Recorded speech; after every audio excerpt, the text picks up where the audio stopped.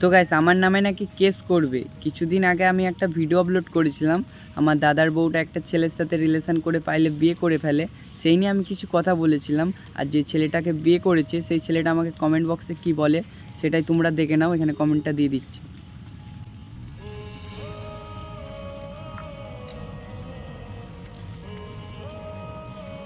তো গাইস ছেলেটা বলছে নাকি আমার বৌদিকে সে সম্মান দিয়ে ভালোবেসে বিয়ে করে নিয়ে গেছে।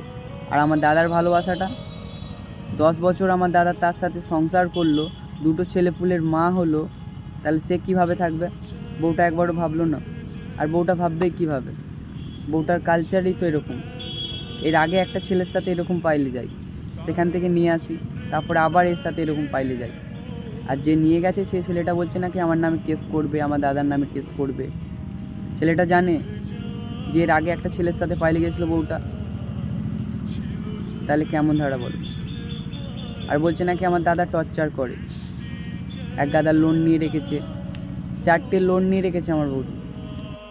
4টে লোন নিয়ে নিজেকে সাজিয়েছে, মনের মতো করে গুছিয়েছে, তারপরে প্রেম করেছে তার সাথে, দিয়ে পাইলে বিয়ে করে ফেলেছে, দুটো ছেলে ফুলের মা হয়।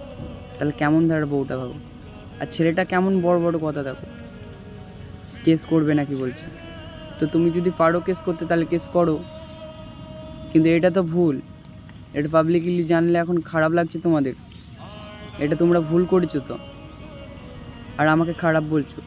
তো গ্যাস আমি যদি ভুল করে থাকি তোমরা অবশ্যই কমেন্টে জানাবে। আমি যদি কোনো ভুল কথা বলে থাকি, এটা ছেলেটার ভুল না, একটা লোকের বউকে পাইলে বিয়ে করে নিয়েটা।